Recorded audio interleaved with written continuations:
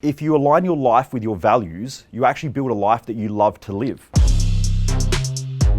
So today is going to be pretty casual. I work in mental performance or human performance. What I do know about businesses and business owners is that the number one stress that you have is probably either dealing with your own head or dealing with other people's heads. Who would agree with that in some way, shape or form? When I meet most business owners, they say, and when I talk to them, I say, what's the number one problem you have? And they normally go, fucking staff. Who wakes up in the morning and goes, fucking staff? Who's had that happen at least in the last fortnight, right? So I think human performance is something that is massively underutilized in the area of business and business growth. When I look at what really drives most business owners, there seems to be this drive or almost an insecurity to want to be more successful, to want to achieve more, or to create some sort of a lifestyle.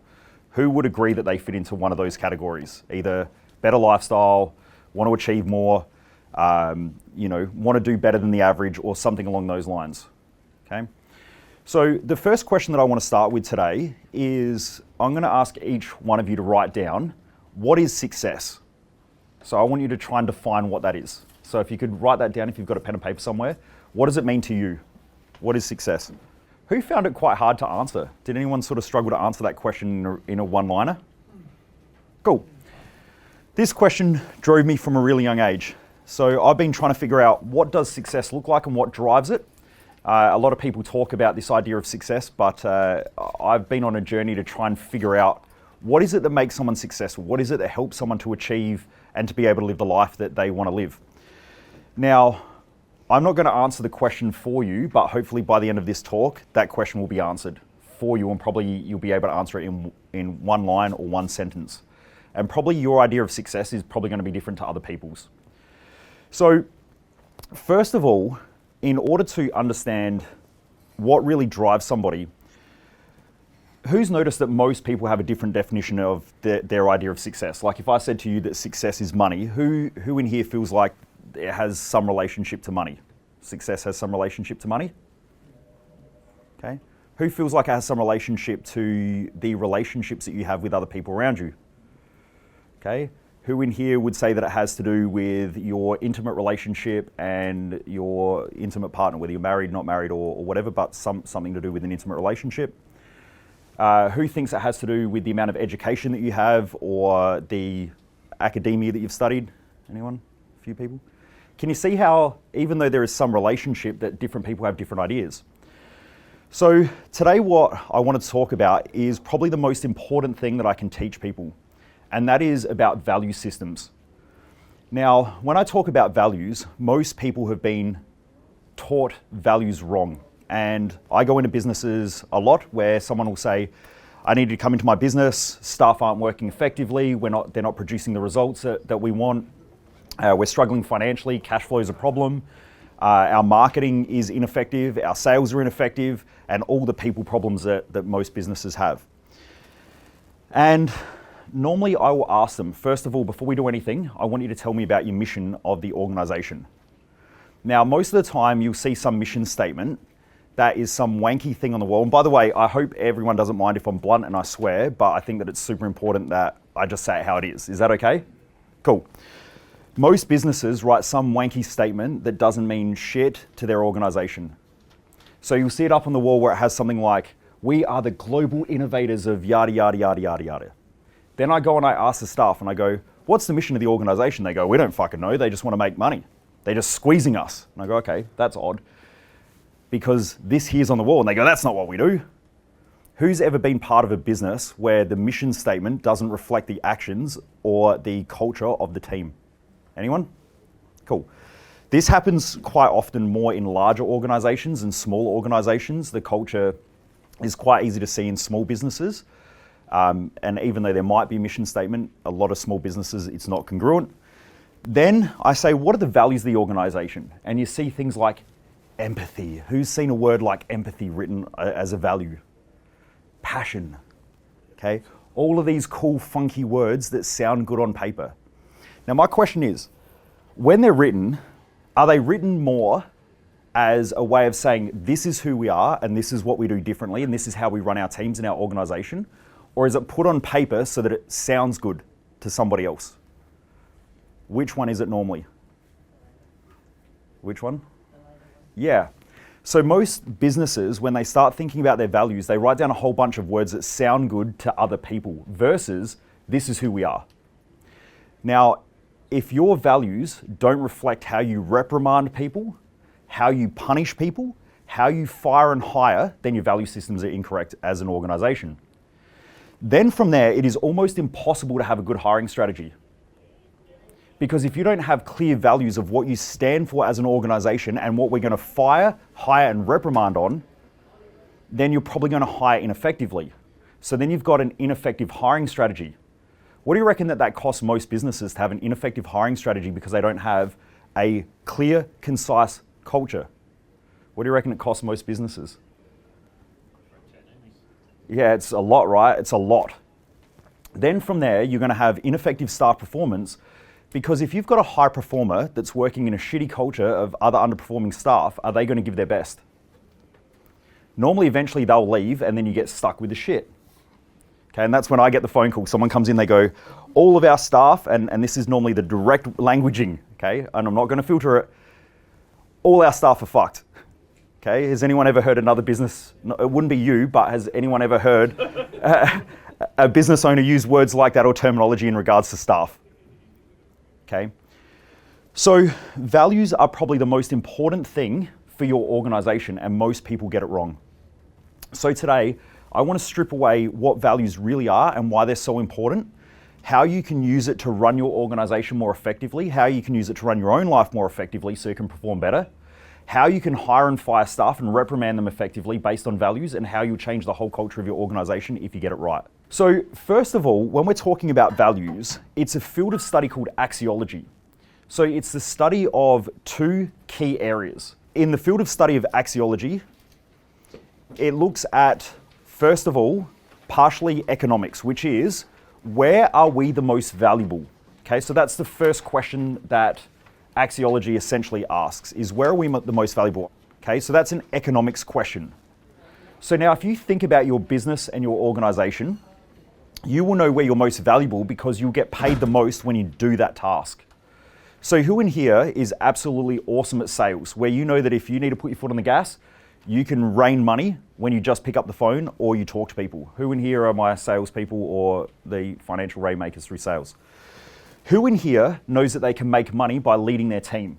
Who in here does that really effectively, where if you just sit back, you think, how do I effectively utilize the right people?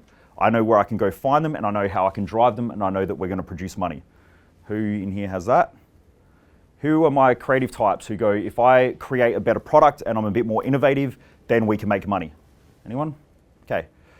Now, there are lots of different ways that business owners can make money. So I've just given you 3 examples, but you need to know where you produce the most amount of money within your organization because that probably has some relationship to your values. The second key question is, where do I feel like my life is the most valuable? So this here is a philosophical question. Where do I feel the most valued? So one is, where am I the most valued? And the other one is, where do I feel the most valued? So in between those 2 questions somewhere are your core values. Now, we can use those 2 similar questions or 2 of those similar questions to try to figure out what our values are within our organization. Now today, I'm going to start with going through your personal values because it's going to help you to perform better. And then we're going to break off a little bit and we'll start talking about how to get your business values correct so that then you can start setting up your hiring systems, your firing systems, your reprimand systems, how you can make sure that you're driving the right culture, how you can set up the right sales systems and the right sales processes, because sales are effectively value structures and value systems. If you can find out someone's values, you can sell something to them. If you don't know their values, you're going to butt up against them.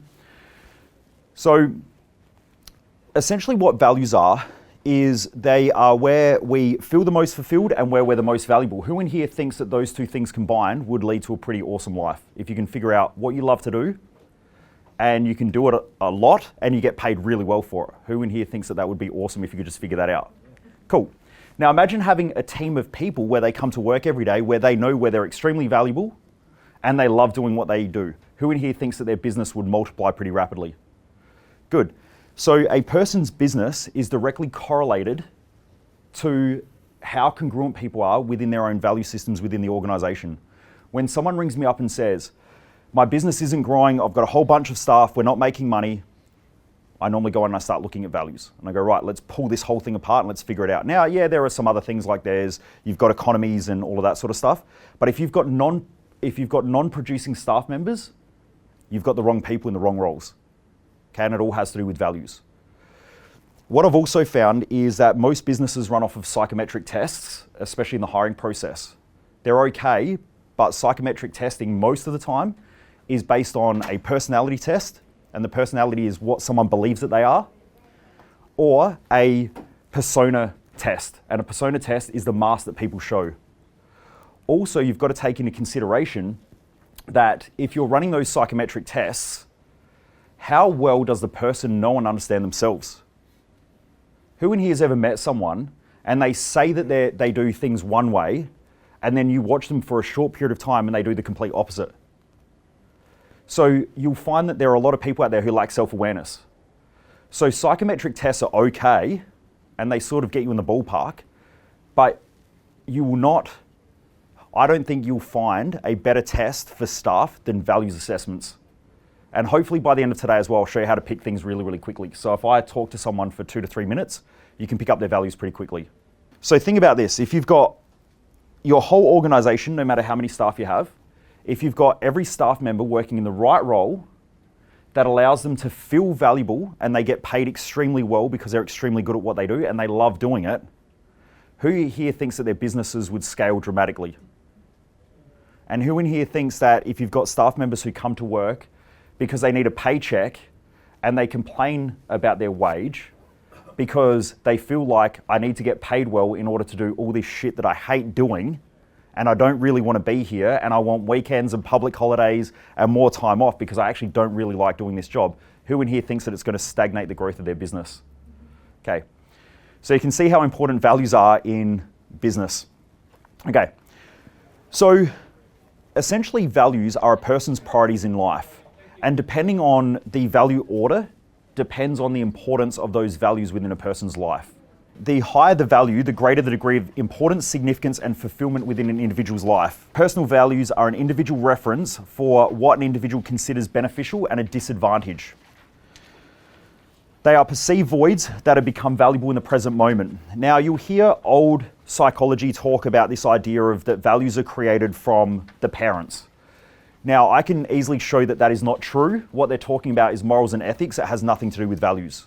But values are what creates morals and ethics. Now, who in here has kids? Have you ever told your kids to do something that you want them to do, yet they do the complete opposite? Have you ever told them don't go outside and play because it's raining and the next second they're outside playing? Have you ever tried to get them to sit still in class, and if they don't want to sit still, they just go and run amok or get in trouble or anything like that? That used to be me at school. So it used to be taught that we could teach, or that parents could teach their kids values, but you can't. What essentially a value is to a child is it's the perception of what is important to them and what is not important. So every living organism, okay, I'll start with a little bit of biology. Every living organism moves away from things it perceives is a disadvantage. Okay, so every organism, a single cell bacteria without a brain, if you put it in a petri dish and you put a poison near it or anything that's toxic, it will move away from that thing. And this is an organism without a brain. It will also move towards things that it perceives is an advantage. So every organism moves towards advantages and moves away from disadvantages. Okay, are we all cool with that so far? Because this is really important for human behavior. So one of the common criticisms that I have is that when someone says, I don't want to do something yet they keep doing it, and we treat it as though it's not a benefit to them, who in here sees a problem? If someone keeps doing something and they say it's bad for me, what are they really saying? If a single cell bacteria moves away from things that it perceives as a disadvantage. Can anyone figure that problem out? They're really getting something from it. Bingo. So when someone says, this thing that I'm doing is bad and I don't like it and it's bad for me, what they're really saying is I keep doing it because there are more benefits to keep doing it. This is important when we try to understand values, because everything moves towards something that it perceives has benefits. It moves away from things that it perceives has a disadvantage. So when people keep doing things that they perceive are bad habits, they label it as a bad habit, but what they're actually saying is I get more benefits from doing that thing. Now, what does this have to do with values? Well, we used to be taught in psychology or in fields of human behavior that you can teach children their values, but that's not true. And it's easily shown that that's not the case. Because if a parent says to a child, don't go outside because it's raining, yet the child goes outside, what is that child demonstrating? So then the question becomes, what benefits do they get from that? And normally, in some way, shape, or form, they are trying to fulfill their values. Okay, now why am I explaining this to business owners?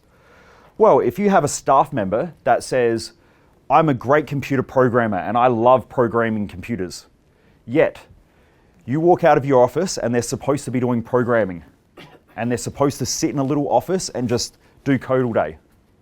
Yet you walk out and you see them at the water cooler and they're sitting there having a chat with everybody. And then you say, hey, back in the office, you got to get shit done. Then you come out a couple of hours later and they're in the lunchroom and they're having a chat with everybody. What are they now starting to demonstrate? So what they're demonstrating is that they have more benefits to social connection than what they do sitting in an office doing code. So what they're actually demonstrating is where their values are.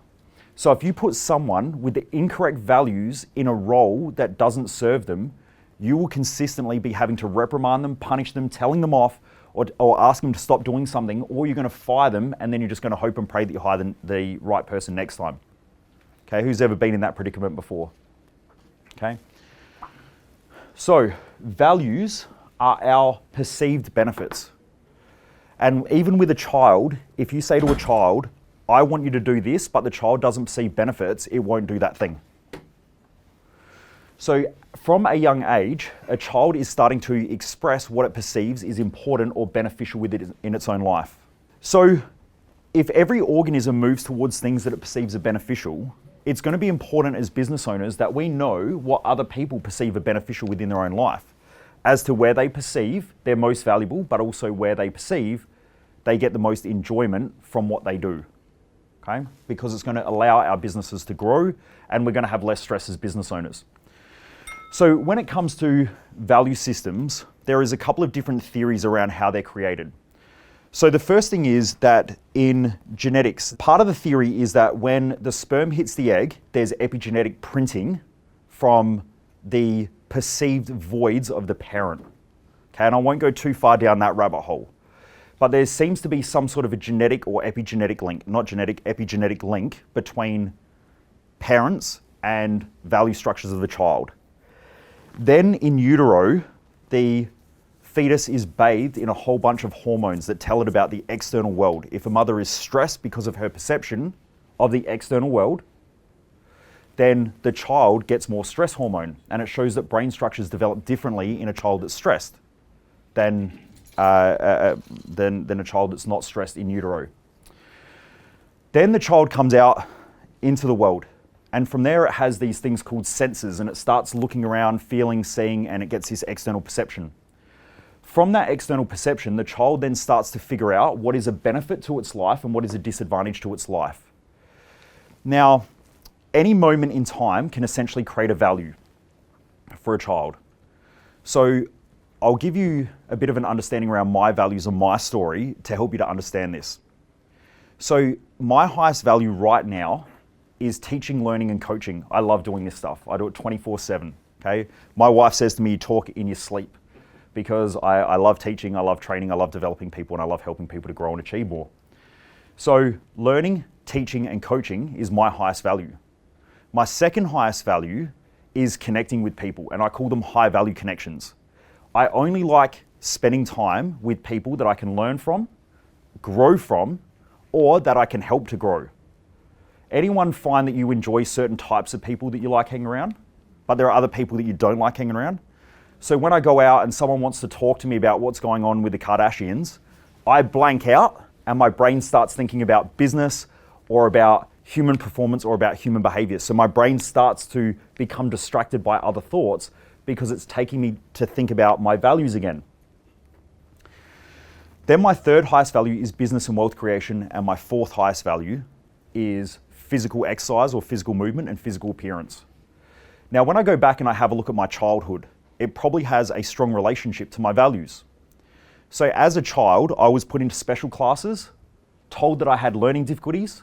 I was told that I have ADD, and my Latin teacher, of all people, said that I would probably never get anywhere in life because of my attitude. Anyone have a similar past story to that, where you were put into special classes or told you wouldn't get anywhere in life? So that probably drives my desire to want to learn and to want to teach. Because at some point in my life, my brain tagged that teaching and learning is important, but I just wasn't going to do it in a normal sense of university and that type of education. So my brain had perceived that there was a void or something missing in my life that I had to go out and seek. Okay, so our values come from our voids, our sense of something missing within our life. Then my second highest value was that my parents were really young when they had me. So my mum was 17, my dad was 19. Now I used to go away every weekend up to the Riverland where I was surrounded by adults and I didn't have friends my own age. So when I would go to school, all the other kids would play football and sports, and so they would get together and they'd all talk about what they'd done on the weekend. I felt like I didn't fit in. So now I have a high value on social connection and connecting with people that are like-minded based on teaching, learning, and coaching, because my highest value drives the second highest value. My third highest value of business and wealth creation were that my parents were fairly poor, I guess you could say.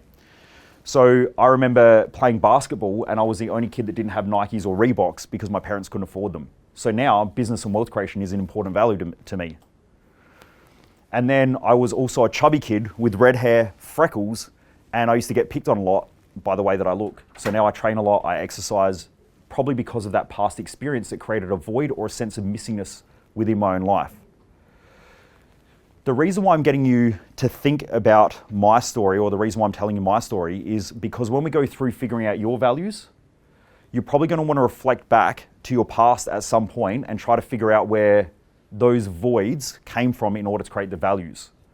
Because we only try to fill up something in life, or we only try to get something in life that we perceive is missing. So, for instance, if you feel like you don't have a big enough family, you want to have more kids. If you feel like you don't have enough money, you work harder for money. If you don't feel like you're fit enough, you want to get fitter. Does that all make sense? So the void, the sense of missingness, actually creates the value. So now let's get into how the brain works and why these values, again, are so important. So I'm going to create the framework, then I'll put it all together and then bring it back on how to use it. So studies in neuroscience have shown that we have a gating mechanism in the brain. Let's say that's the eye. We've got the optic nerve. There's a part of the brain called the thalamus, and supposedly our thalamus is a gating mechanism for our reality. Now, different people see the world in different ways. Who's noticed that sometimes an industry can be freaking out and complaining that there is downsizing going on, that there are problems with the industry? Right now it's happening in the building industry, or I'm seeing a few of our clients who are in the building industry, they're not complaining, but they're talking about the industry as a whole is going through a bit of a downsizing or a bit of tightening up, and that, other builders are collapsing or going under. But in that industry, there is a bunch of people that will look at that and go, there's this huge problem in the industry, and they freak out and they go into fear mode. Whereas there are some people sitting there rubbing their hands together going, this is a great opportunity. Who's noticed that happens? So different people see the world in different ways based on their values. So if you've got a high value on wealth and you walk down the road and you see a bunch of empty, vacant signs, a wealthy person will see those vacancy signs as meaning something different to somebody who has a really low value on wealth.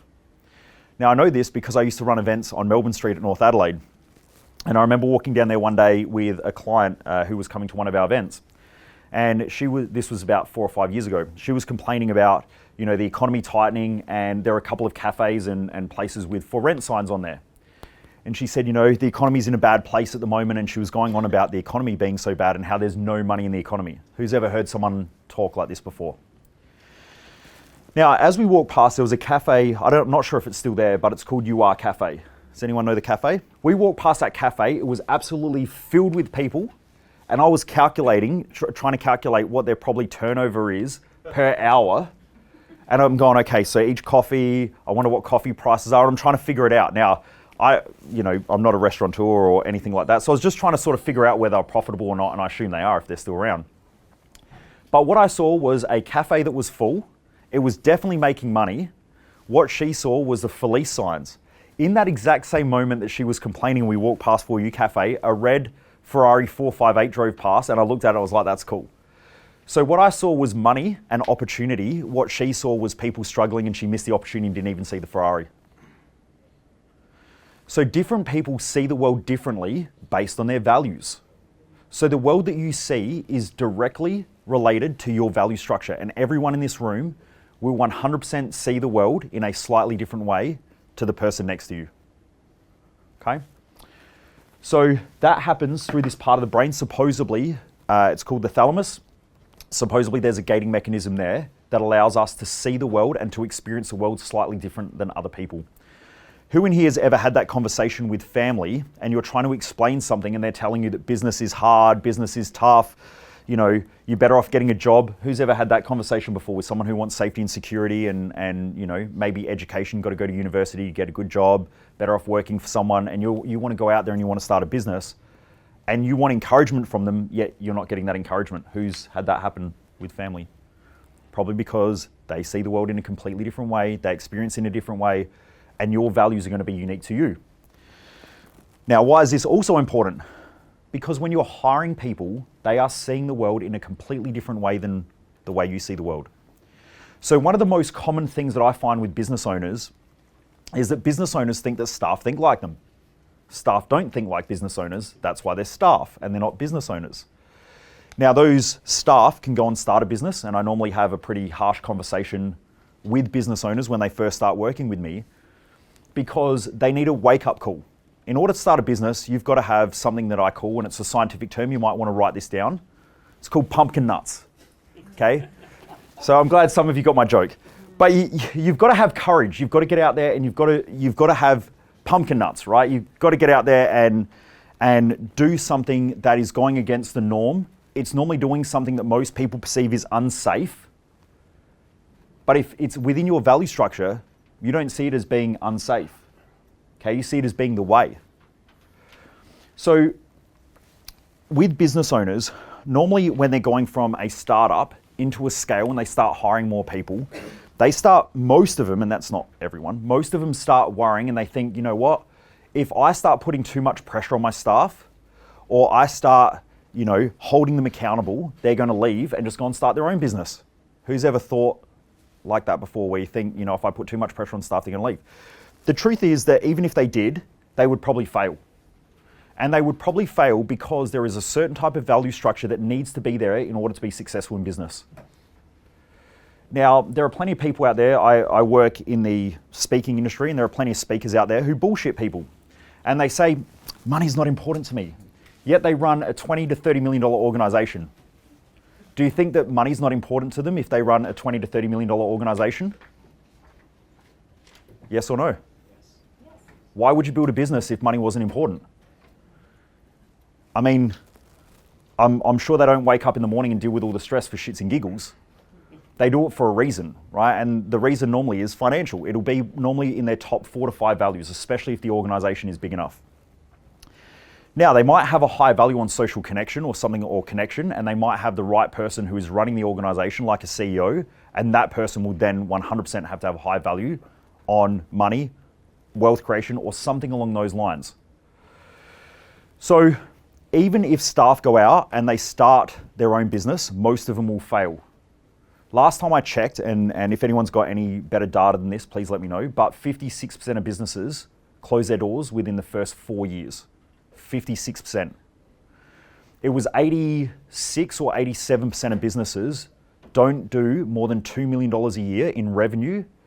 And that was 92%. It's 86% or something like that don't have more than 4 staff. So who in here has more than 4 staff and does over 2 million a year in revenue? Okay, so it's a fair whack of the room. So you're probably in the top, 10 or so % of businesses in this country. Now, for some of you, you might think, well, it's not actually that hard to get there.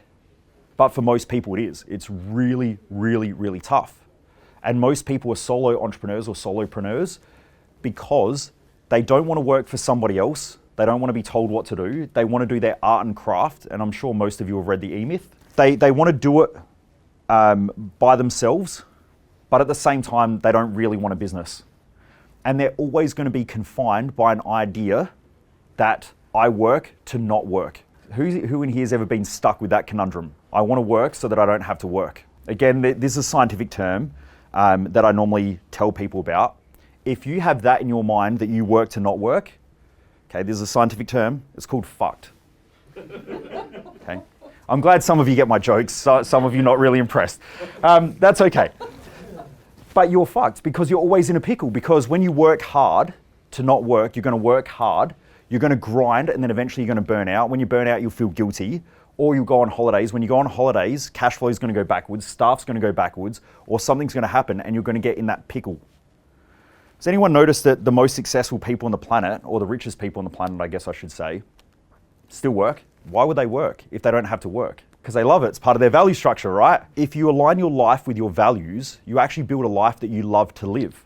Not a life that you work hard, grind, push really, really hard, then want to get away from, which then creates this consistent tugging in your own mind and in your own psychology, where you burn out, you get more stressed. There's a direct correlation between the amount of stress that you take on and your aging. So when someone says to me, you know, especially as business owners, money's not everything, that's bullshit, because there's a direct correlation between wealth creation or socioeconomic status and health status. Who in here knows that countries that normally have a high socioeconomic status also have a higher longevity or life expectancy? Has anyone noticed? Also, has anyone noticed that under huge amounts of stress, you look in the mirror and you go, shit, I'm looking old. Who's ever had that thought before? And then everything starts going well and you're like, you know what, skin's looking good this week. Okay, so we age quicker under stress. Now there are different types of stress. So there's 2 key types. One's called distress and one's called eustress. Eustress is beneficial stress that we need in order to grow.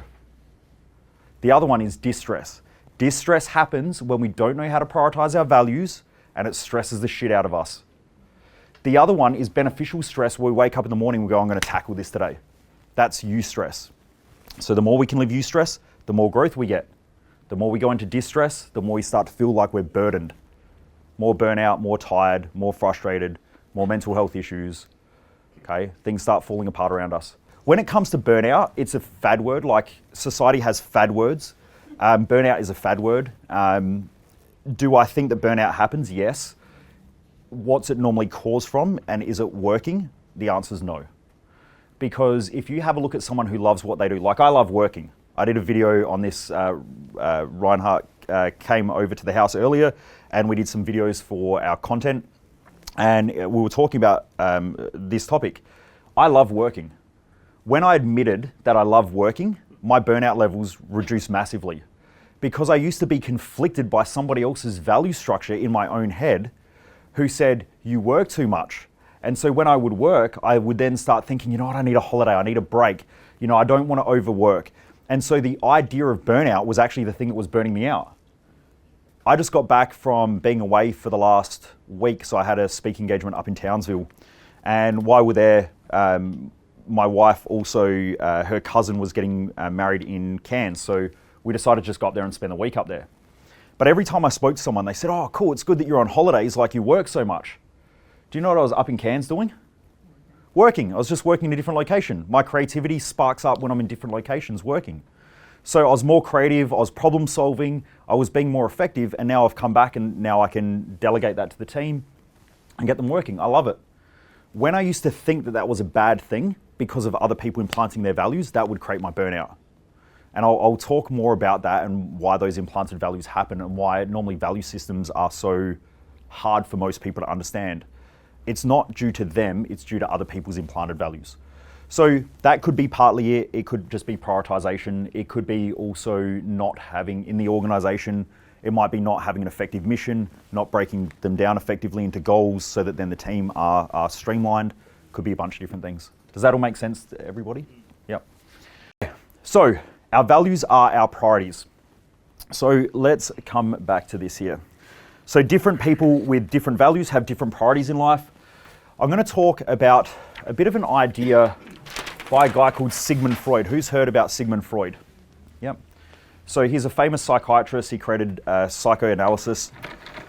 Now what he said is he spoke about this idea of something called the ego, the id, and the superego. Has anyone read that work? Yep. I love it because it really sums up how to be effective in life, but it also speaks about why some people are ineffective in their own lives. So he spoke about this thing called an ego. Now, the true meaning of ego, the original definition of ego, means the true self. Okay, so there are a lot of people online who talk about the ego as being this bad thing, or there's this overinflated sense of self. And so you hear them say, that person's got a big ego.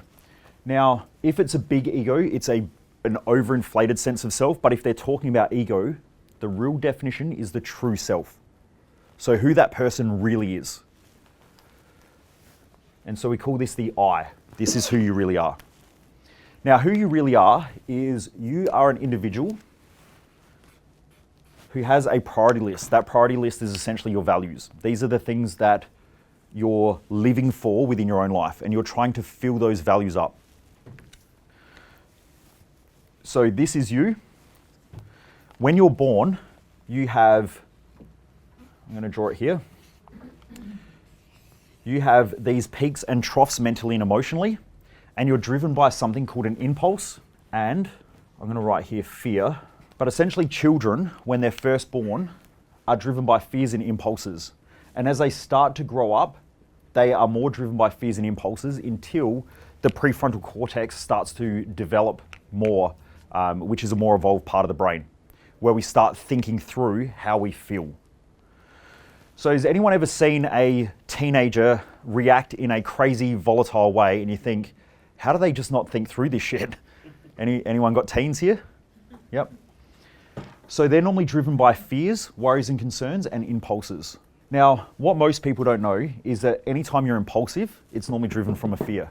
Does anyone notice that you drive home from work and you've had a really shitty day where you've been really stressed out and that you start craving something like alcohol or drink, Macca's, KFC, chocolate, buying something online? Who's had one of those days before?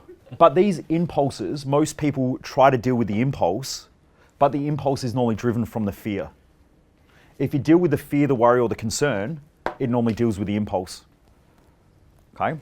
So I just want to give that away a little bit, because anytime I've worked with someone who drinks too much, uses too many drugs, or overeats, eats the wrong food, they'll keep trying to deal with the impulse, but it's not the impulse that's driving the behavior, it's actually the fear. When kids are younger, they have these impulses and these fears. Now, in order to combat that, parents normally come along, and what they do is the parent will implant their values on the child. What's normally the first word that a child learns? No. Good. Which is a repulsion word. Okay, the child says no, no, no, no. And it learns that from the parent who says, no, don't touch that. No, put that down. That parent is essentially implanting values onto the child on what the parent perceives as important in its own life. Okay? So these here are called implanted values. Those implanted values try to help balance out the impulsiveness or the fears of the child.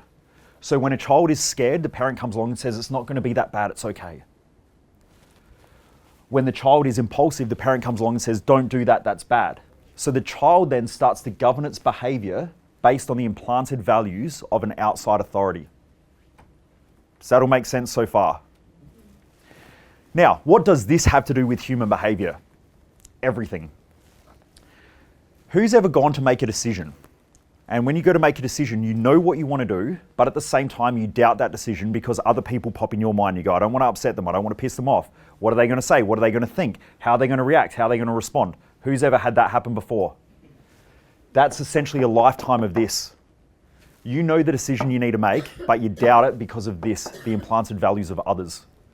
So the more brain noise a person has, the more implanted values they're living with. The harder it is for someone to make decisions, the more implanted values they have. Essentially what this is doing though, is it's trying to regulate this. Here's something that most people don't know. Based on this theory, every time you have an impulse, someone will pop into your mind with an implanted value to try and balance out your mind, to tell you, don't do it, you're going to regret it, this is stupid. Who's ever had that happen before? Who's ever been at the pub after work and you're like, I'll have just one more, and then you think, oh, I'm going to get in trouble now. Anyone ever had that happen? Yes? I thought it was just me. But anyway, who's ever gone to buy something and you want to buy something, you're like, oh, I probably shouldn't do it, and someone else pops into your head and you think about them and you go, what are they going to think if I spend that money? Who in here has ever had that happen? 3 people. Come on. You've got to be more self-aware than that. So what happens is the implanted values of somebody else pop into our head to balance out our impulses. But also, have you ever noticed that when you're scared or afraid and you don't know what to do, you think of what would that person do? And someone else pops into your mind that you look up to. Has anyone ever noticed that that happens? Why does this happen? Because in order to live a great life, we have to have balance and equilibrium in our mind. I think positive thinking is trash. I know positive thinking is trash. Because people who want positive thinking tend to be negative inside their own mind, and they need the positivity in order to balance out the negativity. The brain is always looking for balance and equilibrium. And if you give me someone who's a stable thinker, they will make better decisions every time than a positive thinker. So if you want to be good in business and you want to live a great life, balanced thinking beats positive thinking any day of the week. Who in here has ever made a bad decision or a stupid decision because you were excited about something? Who's ever bought something and gone, fuck, I shouldn't have bought that? Why? Because you're elated and excited. What goes up has to come back down. Who in here has ever been down, depressed, you doubt yourself, you start beating the crap out of yourself inside of your own mind, and then you can't make decisions and you can't do anything because you're afraid to do it? Who's ever had that happen before? Who's ever made a good decision because you thought through it and you thought what could go right, what could go wrong, how are we going to mitigate these risks, and you think through something and then you make it an effective decision? Who's ever done that before? Now, out of those 3 scenarios, which one would you rather have if you want to achieve more in life? Balanced thinking, positive thinking, or negative thinking? Yeah, okay. Also, if you look at almost every field of scientific study, almost everything is trying to go back to its most balanced and stable form. So in chemistry, everything's trying to go to its most stable form, or it's trying to create some sort of a stable element. In physics or engineering, anything that has a positive charge attracts a negative charge in order to stabilize. So almost every field of science is looking for some form of stability, apart from, and for some reason I don't know why this happens, human behavior fields or social sciences. If you speak to most people, they will talk about having a good day or a bad day instead of a day. For someone to say that it's a good day, it's a pretty big generalization, right? Pretty big generalization? Good day? What they're really saying is that 1 or 2 things happened, and so now I've labeled that whole day as a shit day. Or 1 or 2 things have happened, now it's a good day. This here creates mental and emotional volatilities. This creates this. The implanted values are there to try to create some form of stability within your own mind or your psyche. That then creates brain noise. Okay? So what does this have to do with values? Okay, we're coming back to it. Because those implanted values are essentially other people's values, not yours. In order to live a great life, you have to know what your values are and be able to live them. Now, if you keep bending and adjusting to other people's values, you're going to have more volatile mindset, you're going to have more brain noise, you're going to have more distress, and there's going to be a whole bunch of consequences. The more you live your own values, the more you're going to get external noise, but you're going to have internal quietness. So you get a choice. I believe that everything in nature and the universe is dualistic, which means that there are 2 sides to everything, and there are benefits and there's drawbacks to everything. I also believe that every decision has a consequence, so there's a consequence of doing something and there's a consequence of not doing something, and you need to know what those consequences are and make good, effective decisions. So to live your values, there are consequences. The consequence is that when you live your own values, other people are going to tell you how you should live. Who's had that happen before? Who still has it happen to this day? People tell you how you should live. But what they're really saying is, based on my values, I wouldn't make the decisions that you're making. But they're not supposed to, right? They're not supposed to make the decisions that you would make. They're supposed to make the decisions that are right for them based on their values and the life that they're trying to create. So the more you realize this, the more effective you become at making decisions, the more effective you become at being a business leader, at being a business owner, at just living your own life and enjoying it. And then this comes back to the first question that I asked is, what is success? And what does it mean to you, or what does it look like to you? Now, depending on your values are actually going to determine what success looks like. Most people waste their life, and I just don't want you to be one of them.